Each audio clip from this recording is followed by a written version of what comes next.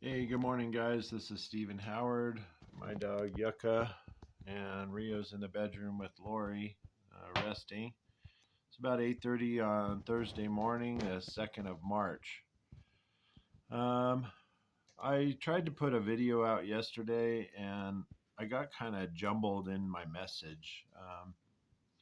I had a close friend, a dear friend of mine, just go away to prison for an assault that went on up here for some time. It went back and forth. It was kind of like the Hatfields and the McCoys, but um, it led to a shootout up here that didn't go very well for my friend's favor. And I've had my own trouble in the past, and we all make mistakes, and we all get judged for those mistakes. But without getting onto a tangent, I was really tore up. I haven't produced a video in about a week and a half because I was trying to process this and what actually happened. And, some laws are designed to protect us, some laws are designed to protect victims, and sometimes the victims are actually the perpetrators. And they're kind of in a poor me stance in front of the court. So that's kind of what I witnessed was some injustice, and I was kind of appalled with the justice system lately. However, people do need to take ownership. I definitely took ownership for when things went wrong in my life. So that is also very important. As we enter a belated, prolonged winter, it seems like winter's never ending, but I can see the thaw is starting to crawl up the mountains, and we will have another Arctic blast come from Gulf of Alaska, and it's supposed to hit the Sierras in California very hard again. There is, Lori was saying there's like 15 or 20 feet of snow in Mammoth. Yosemite Valley has 15 feet of snow. There's so much snow, there's no place to put the snow, and a lot of houses are kind of buried alive up in Mammoth and other mountain areas in the Sierras.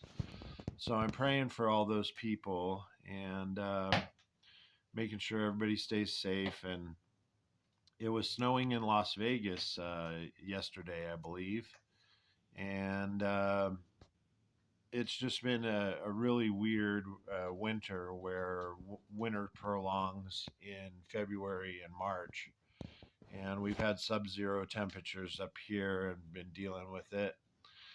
We have a nice wood stove, so we stay nice and warm, and we keep a lot of wood on hand, a lot of wood stacked. Um, I also have a lot of people in my life, different people, that are kind of crying out for help. There's things that are not going their way, or not things that are going positive in people's lives. And what you have to realize is that we all go through it. I mean, even me, being awakened and going through all this stuff, I still have daily problems with my relationship, daily problems with my finances, daily problems with dealing with addiction and other things. And, cigarettes is one of them. As I relight this one, it's a bad habit, but, it's something that I started to pad anxiety when I was about 12 years old. And I've been smoking the whole time. I'm 51 years old. So 40 years I've been smoking.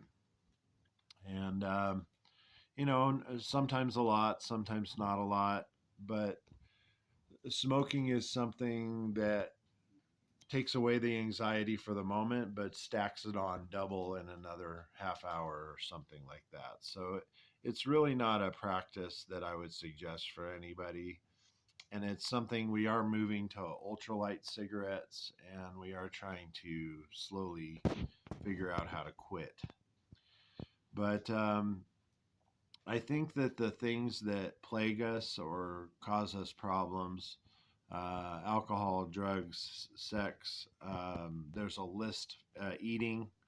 I was watching this thing on Brandon Fraser and the whale, and what a sad movie, but also what an incredible piece of work that Brandon Fraser did on that. Um, and then we have a lot of actors, Sizemore and some other ones that are getting up in age and are having medical issues, and we're losing them, and it's pretty sad. And then close friends and family that have ailments, or I have a brother that is in prison right now, and my close friend and landlord, and it's a lot for me to deal with. I'm trying to send through the den, through the universe. I'm trying to send positive vibes. I'm trying to send things that could help, protection from my guides. I have a guide, Kelly Brolin, who is he died in Lolo, Montana, at Traveler's Rest of carbon monoxide in his trailer. And then I have Eric D. Nelson, who died of gunshot wounds in Las Vegas over a bad deal gone wrong, or something like that. He was involved in cocaine at the time.